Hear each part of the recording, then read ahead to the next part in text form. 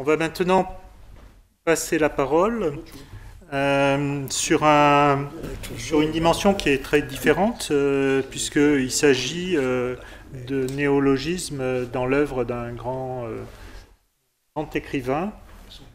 Et donc c'est Alison Durand qui est actuellement en doctorat à l'université dans notre université, qui va ne pas présenter apparemment. Oui, donc dans cette communication sur les néologismes, pourquoi aborder ici la question de Vian? Car Vian est lexicopoïète justement. Étymologiquement, il est créateur, fabricant de mots et de poésie.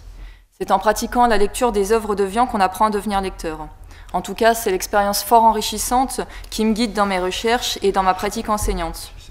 Donc ici, pour reprendre les paroles de ce matin, on sera plutôt du côté de la lexiculture, puisque je vais vous proposer des extraits de textes dans lesquels figurent tout un tas de néologismes. En effet, c'est que le lecteur a fort à faire devant un langage sans cesse ponctué de néologismes ou de mots dont le sens ou le signifiant ont été remaniés pour les besoins de l'auteur. Ce jeu est constant dans l'ensemble de l'œuvre de Vian, et il a été judicieusement baptisé de langage univers par Jacques Benz. Le langage univers, qu'est-ce que c'est? C'est un langage qui mêle toutes les frontières, linguistiques, réelles, référentielles, qui brouille ainsi toutes les pistes du lecteur. Cette expression révèle bien là le travail sur le langage d'un auteur qui a souvent été mal compris. Donc du coup, voilà, ça s'affiche.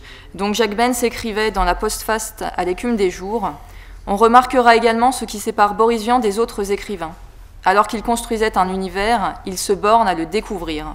En effet, à l'imitation du monde mathématique, si l'on en croit ce qu'en dit Raymond Queneau dans Odile, l'univers du langage ne s'élabore pas, mais s'explore. Aussi, nous nous concentrerons à présent sur 3 catégories qui se distinguent, et nous reprendrons ici la terminologie de Jacques Benz. Dans un premier temps, nous nous concentrerons sur les noms soi-disant hérités du latin, puis dans un second temps sur les demi-créations, ce qu'il a appelé lui-même les demi-créations, pour terminer ensuite avec les créations totales. Et nous pouvons observer que ce que nous appelons de manière générale les néologismes de Vian trouvent vraiment un terrain privilégié dans le vocabulaire scientifique de la zoologie, où il en déforme le signifié autant que le signifiant. En ce qui concerne les noms soi-disant hérités du latin, je vais vous citer un premier exemple, extrait de l'Automne à Pékin. Donc Didiche, un jeune garçon sur un bateau, demande au capitaine ce qu'est un cormoran. « Qu'est-ce que c'est » demanda Didiche. « Je ne sais pas, dit le capitaine, et ça prouve bien que ce n'est pas un oiseau ordinaire, parce que les oiseaux ordinaires, je les connais. Il y a la pie, le fanfremouche et l'écubier, et le caillebotis, et puis la mouture, l'épervuche et l'amilquin, la bétarde et le cantrope, et le verduron des plages, le marche à l'œil et le coquillet. En dehors de ça, on peut citer la mouette et la poule vulgaire, qu'ils appellent en latin cocota deconens. » Donc après cette lecture, on pourrait croire que j'ai mal lu le texte, mais tout l'art de Vian réside dans sa faculté à créer des références phonétiques qui ne sont pas si éloignées des mots réels.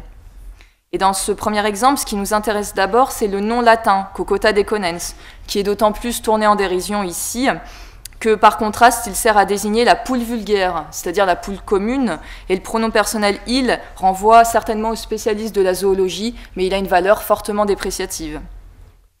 Dans un second exemple, extrait de Troupe dans les Andins, on est posé la question du rhizostomus. Alors qu'est-ce que c'est que ce rhizostomus? Je vous lis l'extrait. « Je suis venu en barque, allota-t-il, sur le sang de Jules. Pauvre Jules, vous l'avez eu, il aimait tant le bougre d'âne. » « Qui ça, Jules » demanda Séraphignot, doué d'une comprenette à la déclenche. « Jules, pardi, répondit le vieillard. Rhizostomus gigantea azurea oceanenis de taille adulte, capturé autrefois, Malicopie. » Donc dans le deuxième exemple, ce rhizostomus, ce gigantea aux allures démesurées, va finir réduit en bouillie dans une cave, perdant ainsi toute sa superbe. Or, il faut savoir que ce néologisme est formé sur le nom rhizostome, qui est une grande méduse.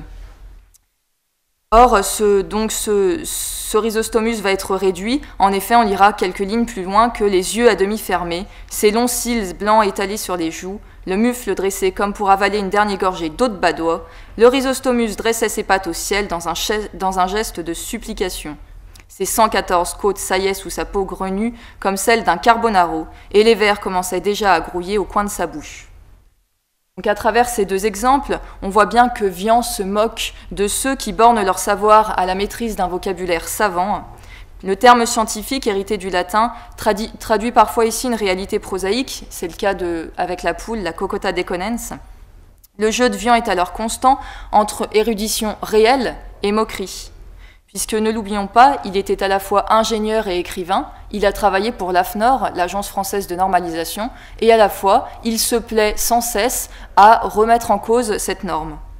Il remplit donc les fonctions du néologisme. Dans un second temps, à présent, nous allons étudier plus particulièrement les demi-créations. Et donc toute la complexité de Vian consiste à savoir repérer les inventions dans les termes qu'il met en place. Puisque dans ces demi-créations, comme l'a dit Jacques Benz, on distingue deux catégories. Dans un premier temps, les mots qui ont subi des déformations légères, ce qu'on appellera les néologismes de forme.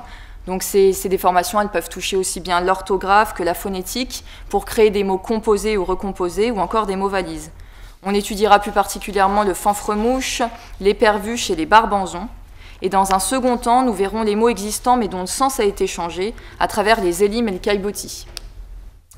Donc en ce qui concerne les mots qui ont subi des déformations légères, je vais reprendre l'exemple précédemment cité, mais cette fois-ci, nous allons nous concentrer sur l'épervuche et le fanfremouche. Alors le fanfremouche, qu'est-ce que c'est? Est-ce un mot valise? On peut distinguer un premier élément de composition, fanfre. Donc d'emblée, on va penser au substantif fanfreluche, qui découle de l'ancien moyen français fanfelu, qui désigne une bagatelle. Et c'est un sens qui a son importance ici, notamment si on se réfère à la préface des fables de Jean de La Fontaine, puisqu'il parlait de ces badineries. Je cite, « Ces badineries ne sont telles qu'en apparence, car dans le fond, elles portent un sens très solide. » Et c'est bien là ce que fait Boris Vian également. Le deuxième élément que l'on peut percevoir, c'est le substantif mouche, qui renvoie certes à l'insecte, mais également à l'oiseau-mouche. Aussi, le fanfremouche devient ici un oiseau à part entière. Vian est donc très sensible au son. Pour lui, un néologisme en dépend. Le néologisme est aussi construit sur une harmonie imitative qui laisse imaginer le bruit que fait l'oiseau. Et par exemple, à cet égard, on peut penser au néologisme, le verbe zonzonner dans l'écume des jours, qui en fait permet d'évoquer le bruissement des insectes. Sur le même modèle, on observe également l'épervuche. Là encore, s'agit-il d'un mot valise, pardon. Donc le premier élément, certainement issu de l'épervier, donc est éperve. Et le deuxième élément que l'on peut remarquer, c'est huche. Alors on peut se poser la question de savoir, s'agit-il d'une autruche? Non, je ne pense pas au regard de la taille d'un épervier, il faudrait quand même lui trouver un prétendant à sa hauteur. Donc plutôt, ce serait une perruche. Et si l'on prend les termes pervuche et perruche, on entend alors la proximité phonétique qui est très, très, très visible. Il y a donc une imitation sonore et le néologisme fait penser par association d'idées à un autre terme qui est cette fois-ci bien connu du lecteur. Donc on peut se poser la question de savoir, sommes-nous toujours dans la demi-création de mots ou non? Car ici, on a une syllabe en facteur commun, per. Vian fait se rencontrer en un seul deux termes qui existent. Et alors ces identifications, elles vont se compliquer quand le contexte ne s'y prête pas, parce qu'ici on avait quand même un contexte qui nous éclairait quelque peu. Donc je ne vais pas vous lire en entier le poème extrait de Barnum's Digest intitulé « À queue alternative », néanmoins je vous invite à vous concentrer sur les vers 4 et 5 que je lis. On rencontre à côté des barbanzons velus, des cournafluches rebondisseurs et des tortillâtres de Malte. J'attire aussi votre attention sur le dernier vers, qui vient créer une chute quelque peu comique. Mes parents s'aimèrent en levrette. Dans ce poème, il est question de quoi? Il est question d'une fête foraine, et les néologismes viennent renforcer ce climat étrange. Les barbanzons posent une première difficulté, puisqu'on peut reconnaître le radical barbe, mais il est difficile de cerner ce qui se cache derrière ces barbanzons. L'adjectif qualificatif qui suit, velu, vient renforcer l'idée de la pilosité qui est afférente à la barbe. En termes de sonorité, les barbanzons sont peut-être un écho aux brabançons, c'est-à-dire une race de petits chiens, mais là encore, c'est le contexte qui vient nous éclairer, car il s'agit d'un poème qui traite du motif canin. Originellement, il faut savoir qu'il était intitulé « Femme-chien », ça donne là une belle image de la femme, et le dernier vers vient créer une chute comique avec la levrette. Le vers suivant va mettre en scène, lui, des tortillâtres, et on est bien embêté afin de trouver la signification de ce terme. Aussi, dans le cas des demi-créations de mots, on relève l'importance primordiale du contexte, mais parfois, il faut bien le dire, le lecteur se trouve démuni. Cela fait d'ailleurs penser à Michaud, puisque le néologisme devient créateur d'exotisme et à la fois d'exorcisme. Donc dans des cournafluches, rebondisseurs et des tortillâtres de Malte, c'est la caractérisation qui est capitale puisqu'elle va pousser à une vérité tangible. Le complément de Malte vient créer l'exotisme, mais surtout ce sont les tortillâtres qui suggèrent un monde différent, en dehors de la norme et de l'existant, même si on reconnaît des éléments, par exemple le verbe tortiller ou encore la tortillas que l'on mange en Espagne. On remarque également la mise en valeur de la graphie avec l'accent circonflexe, l'idée de mouvement présente avec peut-être le verbe tortiller, mais aussi le suffixe dépréciatif en âtre. Donc peu à peu, avec ces exemples, on voit bien qu'on glisse vers l'imaginaire, voire le monstrueux, et en même temps, c'est bien là son but, car Vien a vraiment décidé de créer des monstres de Barnum's Digest, puisque ses poèmes ont été illustrés. Et Barnum, c'est un nom qui a donné... Barnum's Digest est hérité donc de Barnum, qui a donné son nom au cirque aux États-Unis. Donc Vien est donc dans le visuel des images et des mots qui se démarquent visuellement sur la page. Pardon. Peut comprendre derrière ces barbanzons, en tout cas c'est le lecteur, le récepteur qui interprète. Encore faut-il vouloir se laisser prendre au jeu. À présent, on peut se concentrer sur les mots existants mais dont le sens a été changé. Donc notamment à travers les élimes. Donc les élimes, il est posé la question de savoir ce que c'est, à quoi ça correspond. Vous causez bien, dit Petit Jean, vous êtes un homme et pas une homme bien élevée. C'est plaisir de rencontrer quelqu'un de son niveau dans un désert plein de sable et de lumettes gluantes. Et des limes, dit l'archéologue. Ah oui, dit l'abbé, c'est les petits escargots jaunes. Au fait, que devient votre amie, la femme au beau sein? Je vais arrêter là pour la citation.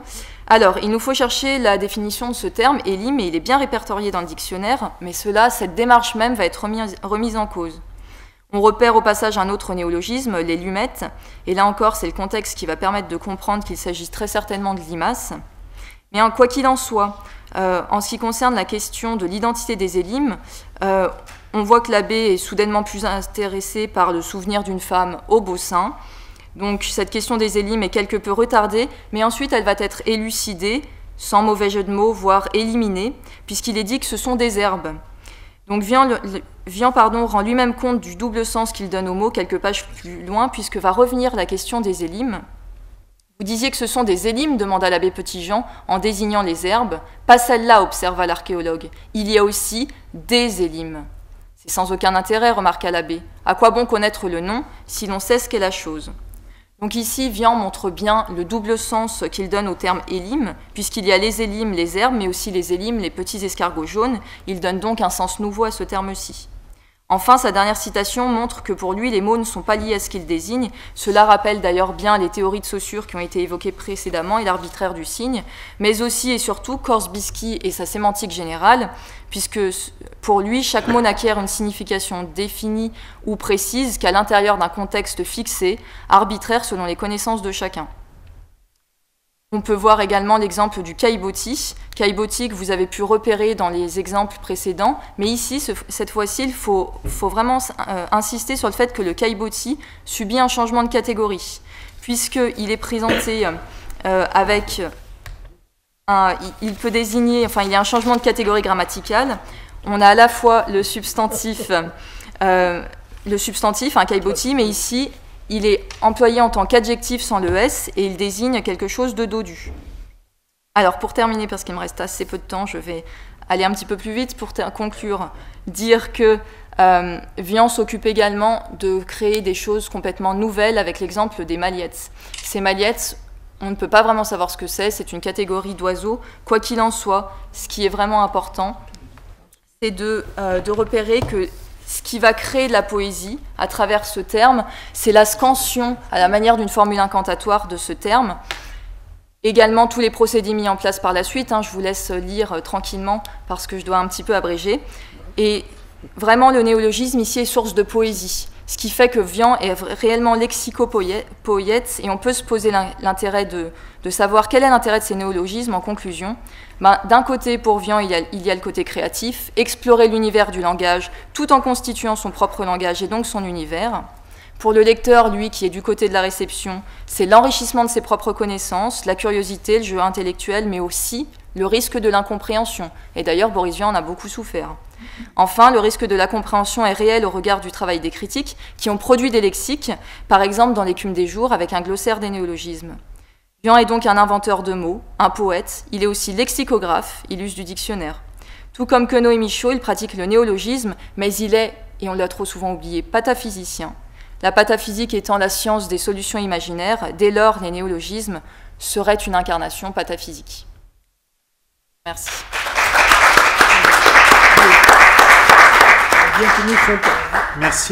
Merci beaucoup pour cette brillante présentation finalement de tous ces mots que nous a proposé Boris Vian, dont très peu sont utilisés finalement. Hein. En tout cas, moi, j'en utilise aucun de ceux que j'ai lus. Mais pour moi, ça me met en miroir Rabelais, qui lui a beaucoup produit de mots et dont beaucoup sont passés dans le langage courant. Donc peut-être on aura cette interrogation tout à l'heure, cette discussion autour de la mise en usage finalement des termes. Mais on comprend bien que les écrivains et les poètes sont des gens qui apportent de la nouveauté, à la fois dans les mots et, comme vous l'avez souligné, dans des sens nouveaux de mots existants.